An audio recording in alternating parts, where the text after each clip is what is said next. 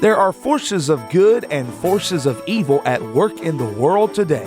What are these forces? Who is responsible for the good? And who is responsible for the evil? Richard Schaff talks about current events which are rarely discussed by the mainstream media, events that affect us all. This program seeks to identify, to inform, and to equip the believer for what's ahead.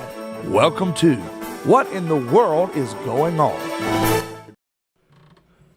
This is What in the World is Going On. I'm your host, Richard Schaff. The program sponsored by Lincoln Log Homes.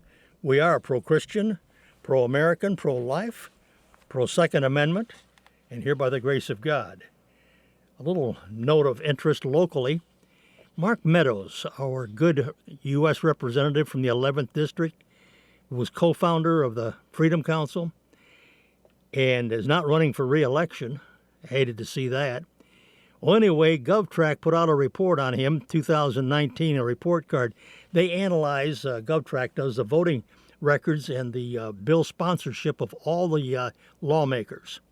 They want to see who determines the most conservative cases and who's the least conservative. They have the ranking all the way through, and Mark Meadows was in first place. Wow, we can be proud of that. Hate to see him go. You know, he's just been nominated to take over as chief of staff for our president. I hope when the time comes that he runs for Senator Burr's seat. You know, Richard Burr's not going to run, thank you, Jesus, and for another term. And anyway, that would make a great replacement. He's a conservative of the ilk of the late Jesse Helms. What are we going to talk about today? The coronavirus. Yeah, back on it again. Many things come across my desk, many thoughts, many warnings, many views. I'm going to bring you just a little sampling of them. By the way, I'm taping this on Saturday the 14th before the Sunday broadcast on our local radio station. It was just last night that the House passed with bipartisan support the new virus bill. I was very leery of it because Pelosi headed the thing up.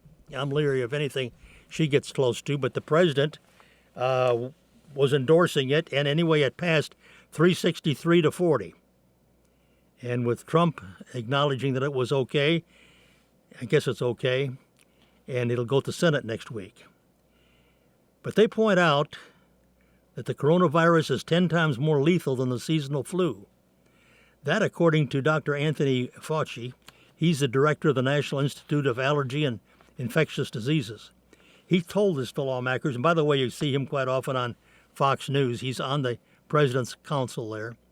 Anyway, he told lawmakers during a House Oversight Committee hearing last Wednesday that the disease caused by the novel coronavirus is probably about 10 times more lethal than the seasonal flu.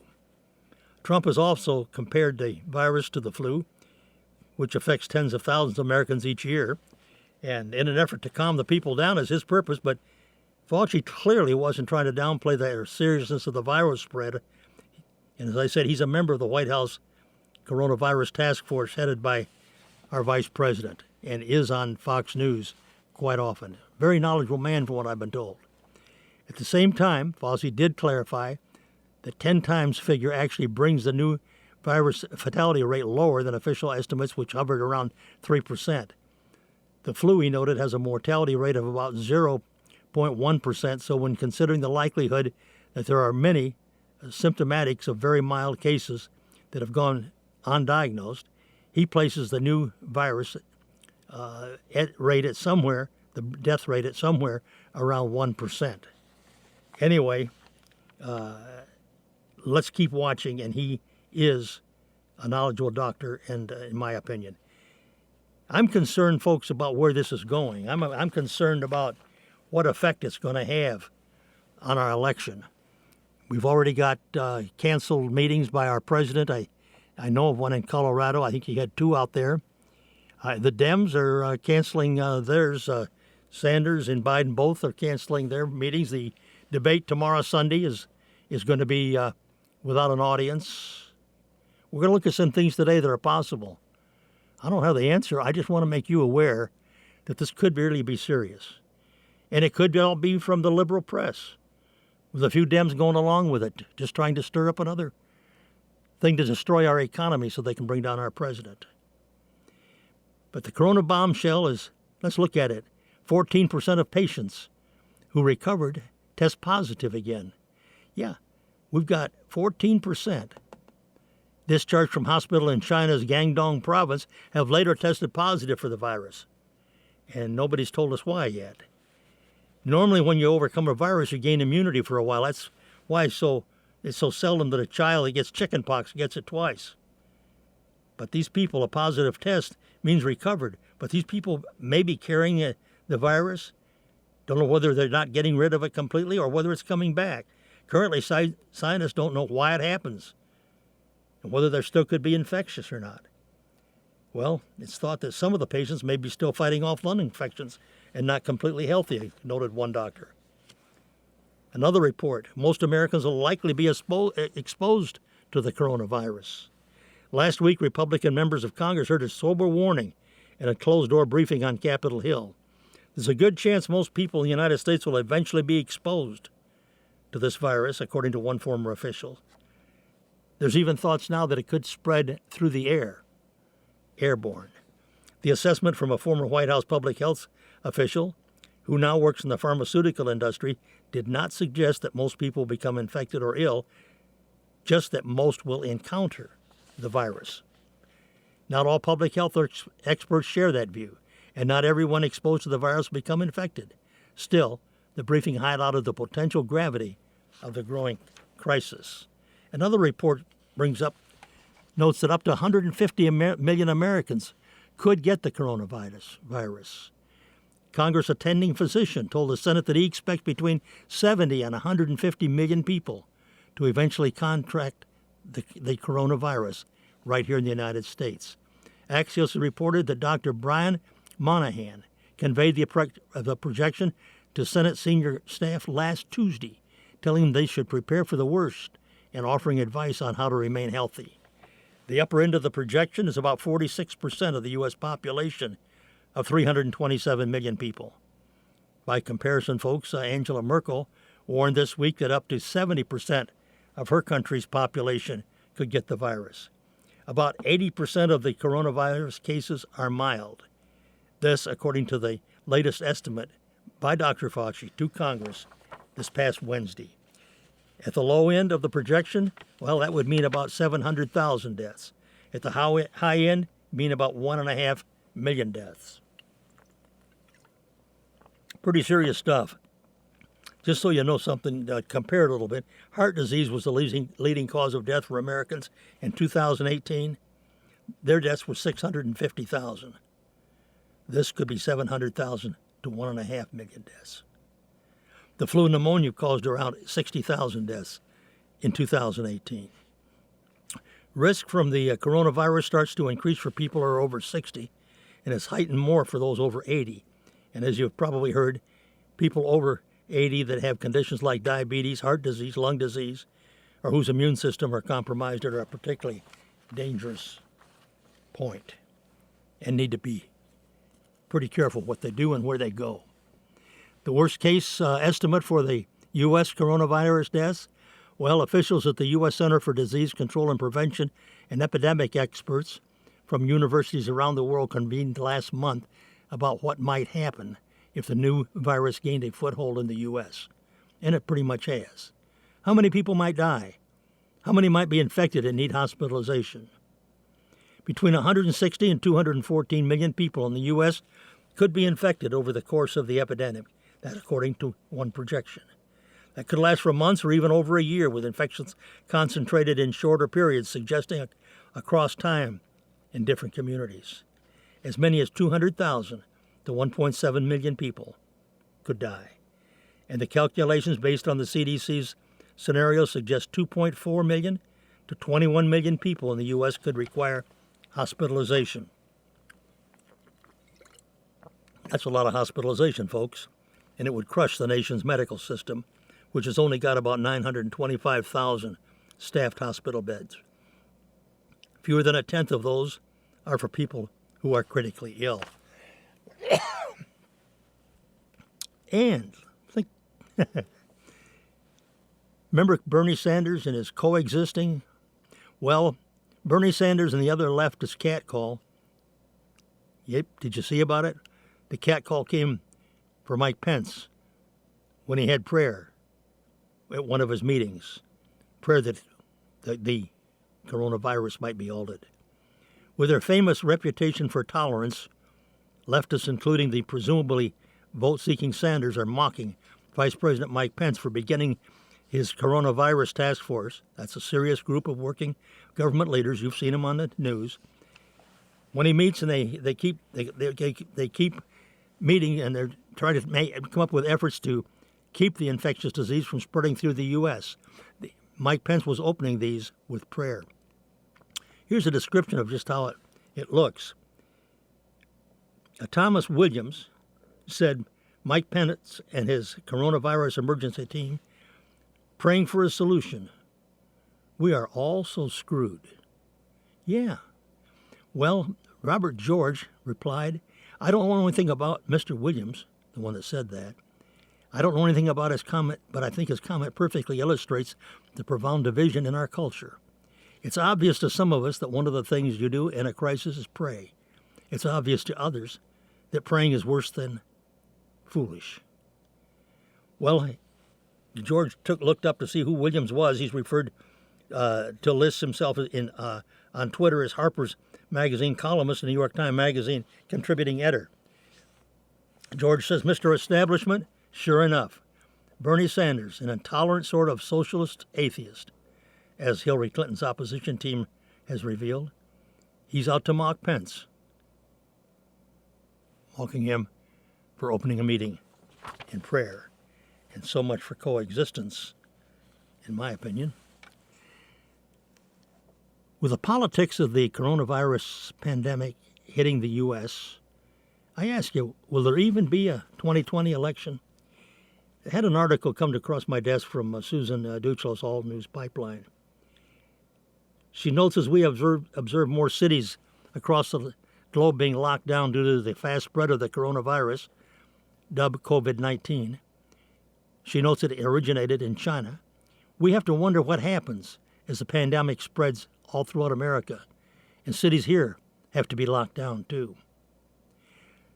She notes, I've addressed the wake-up call this virus should be, and how it, in prepping we should go hand in hand with suggestions, links, recommendations as to protection and prevention efforts. Another aspect that needs to be addressed is what happens with the 2020 presidential election and the down-ticket elections if medical martial law or simply multitude cities are on a lockdown because health officials can't control the spread of this virus here in the U.S. To assume that once the pandemic spreads through the U.S., that it will be eradicated immediately would be highly unlikely. As we always say, prepare for the worst and hope for the best. If this deadly virus spreads to the point where American cities need to be locked down, and should that medical martial law continue through the end of 2020, what exactly happens to the 2020 presidential election? And what about the party conventions? Are people going to go to chance hugs at these huge gatherings? And as I already mentioned, political rallies have been canceled this past week and even now. Biden and Sanders have both canceled some meetings. The debate's going to be Sunday. No audience participation. Our president's had to cancel a couple of meetings already, and it's just beginning. How's the media portraying it? Well, the Trump administration is bracing for a possible coronavirus outbreak in the U.S. that could sicken thousands. This will strain the government's public health response and threatening an economic slowdown in the heat of President Donald Trump's re-election campaign. The stark realization has taken hold in high-level White House meetings, during which some administration officials have voiced concerns that the virus is already spreading undetected within U.S. borders.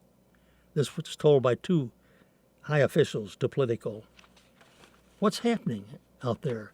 Well, the biggest current threat to the president's re-election is this thing getting out of control and creating a health and economic impact. A quote from Chris Meekins. He's a Raymond James financial analyst and former Trump administration emergency preparedness official. The media is so focused on what Trump is doing, and as usual, using those sources with no names, just some anonymous source. But the economic ramifications for him and for conservatives are nothing compared to the complete Democrat and liberal meltdown that would occur if the U.S. is in the midst of fighting a pandemic when the conventions start and the election date nears.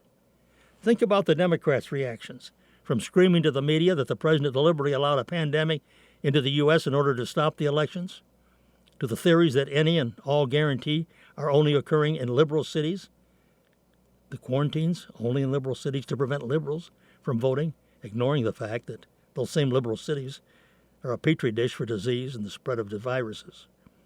It'd be just as likely, or most so even, that internal polling shows that President Trump, barring some major disaster, is likely to win the 2020 election by a landslide, no matter who the Democrat candidate is.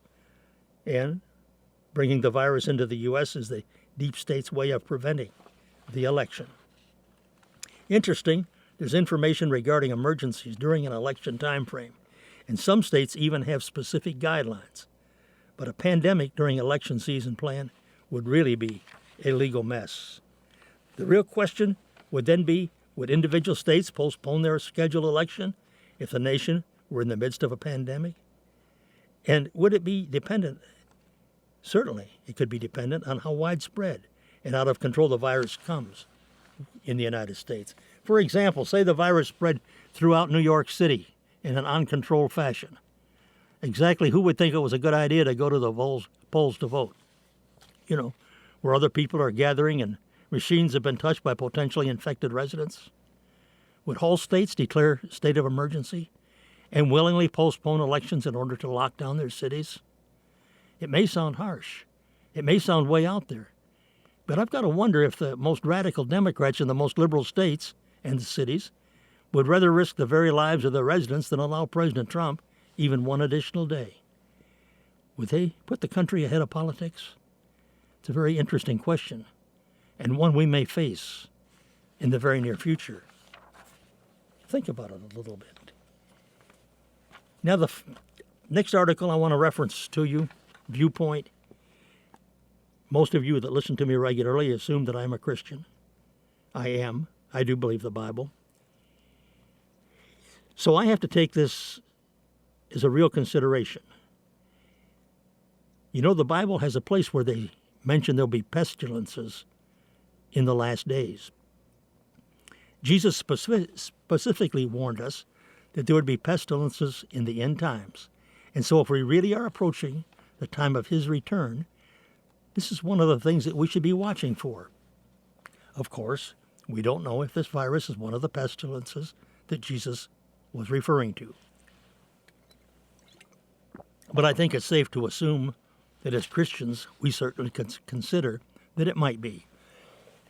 The number of confirmed cases and the global death toll have both been rising. They've been exploding day after day, and experts are warning that over half the population of the world could eventually get this virus.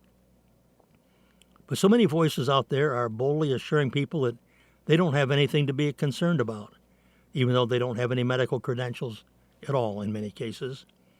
Well, personally, I think that it pays to listen to the experts during a crisis like this, and the experts are telling us that millions could soon die.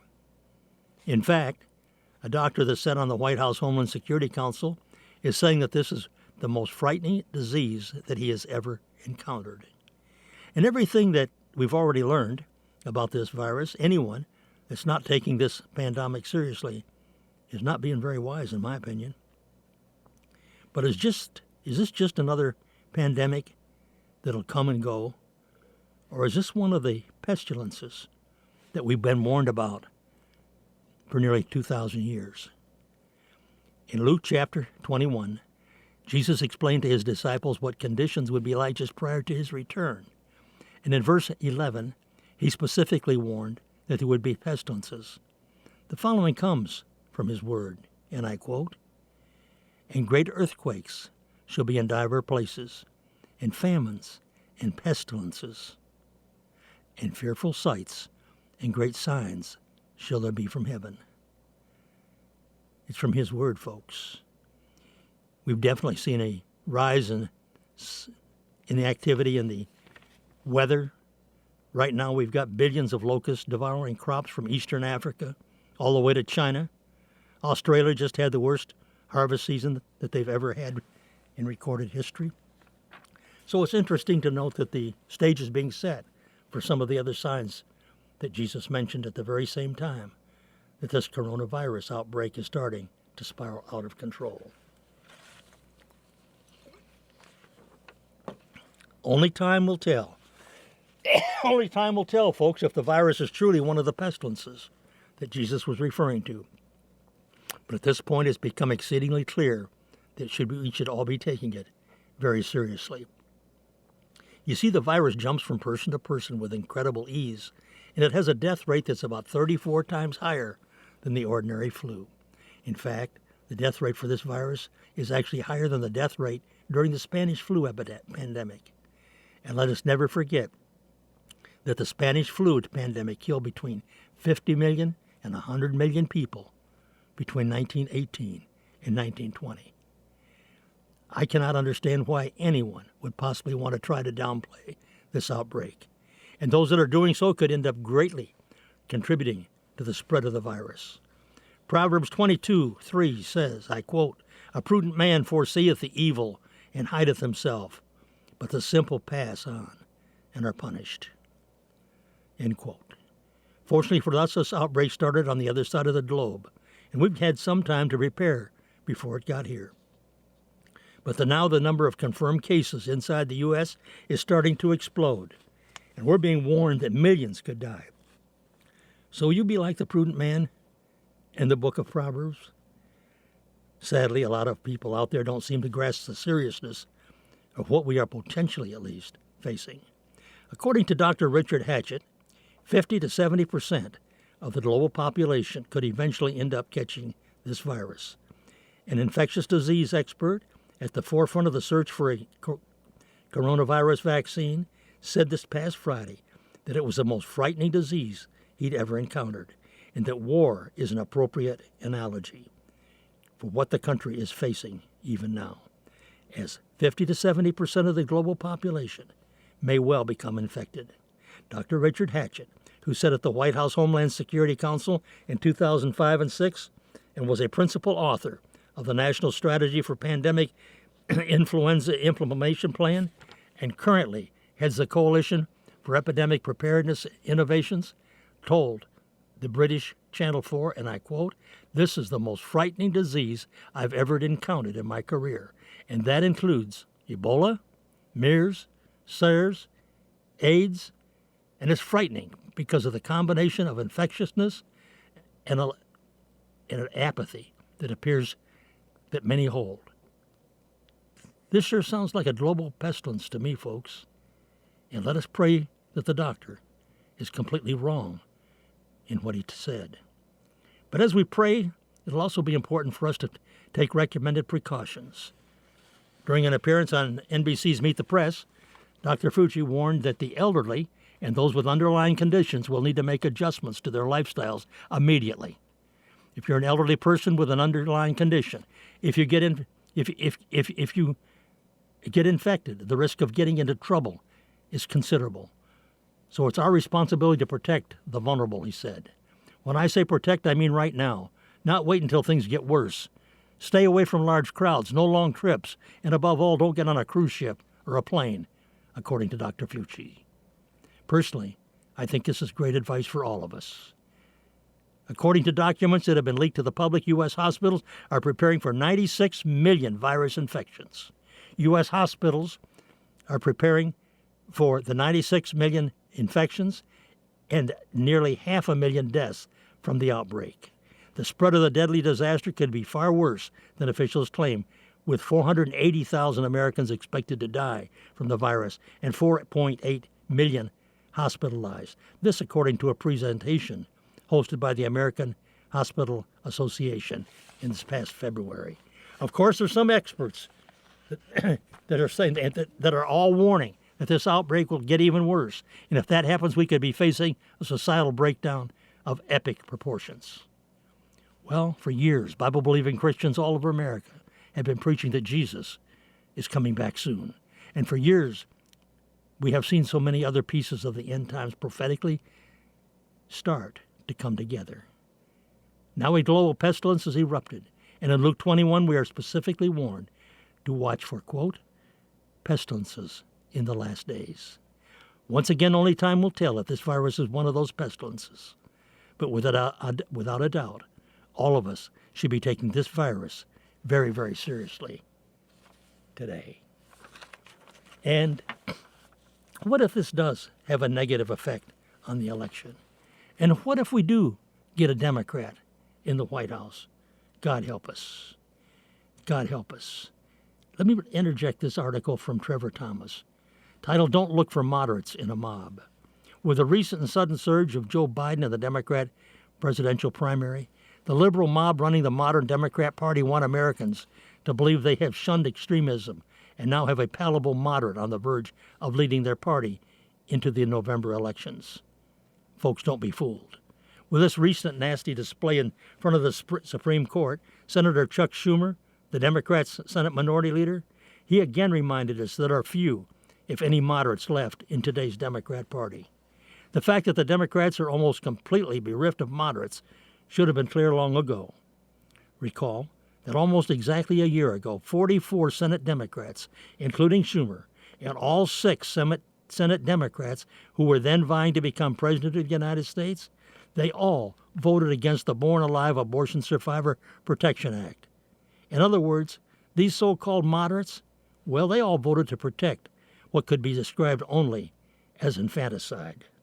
Did you hear me, folks? All 6 of them. Again, no one should have been surprised at this. For decades, the party of death has dehumanized the unborn. They've argued against protecting the most innocent and helpless lives among us, even when they escape death in their mother's womb. In order to further their wicked sexual agenda, Democrats at the highest level have taken some of the most radical, gruesome views of life in the womb. Thus, it should also come as little surprise that those who would take such views have resorted to mob tactics in order to further their evil objectives. Nearly 2 decades ago, Barack Obama took a position on children who survive abortion. Obama, while a member of the Illinois State Senate, opposed multiple versions of an Illinois bill that mirrored the federal Born Alive Infants Protection Act. In 2001, the Illinois legislature took up a bill that was patterned after this federal law. Obama voted against this bill in committee. On the floor of the Illinois Senate, he later gave the only speech against the bill, saying, quote, "I mean it. It would essentially bar abortions because the Equal Protection Clause does not allow somebody to kill a child. And if this child, then this would be an anti-abortion statute. Because of this, of course, we need the Equal Protection Clause to tell us we shouldn't kill our children." In the 1990s, Bill Clinton twice vetoed a bill banning the gruesome practice known as partial birth abortion. But it took the election of George Bush to turn such a bill into law. After the ban on partial birth abortion was narrowly upheld 5-4 by the U.S. Supreme Court, then Senator Obama denounced the Supreme Court decision. In 2008, presidential candidate Obama promised to sign the Freedom of Choice Act. As Rich Lowry pointed out in 2012, this bill, FOCA, would enshrine in federal law a right to abortion more far-reaching than in Roe v. Wade, and eliminate basically all federal and state-level restrictions on abortion. This isn't a point its supporters contest. It's the thing they brag about. The National Organization for Women says, and I quote, "It would sweep away hundreds of anti-abortion laws and policies." With such wicked thinking long dominated today's party, why is anyone surprised that a politician devoted to protecting the right to kill the most innocent and helpless among us, the unborn, why would they go so far as to threaten justices who are seen as a threat to their so-called right? When Schumer threatened Justice Gorsuch and Kavanaugh, he knew his audience. He was simply employing the oft-used language of angry pro-aborts. And folks, next week I will attempt to bring you where our leading Democrat contender stood on these items. But for now, let us note, it should also come as no surprise that Senator Schumer would use the language frequently employed by truth-hating liberals on college and universities campuses throughout the U.S., and counted and led by the educated liberal elites who are nothing if not cheerleaders and propagandists for today's Democrat Party. For years now, all across America's campuses, millions of young, self-worshiping, ignorant fools have been practicing their mob violence. And Joe Biden, as the Democrats' presidential nominee, is not going to change this.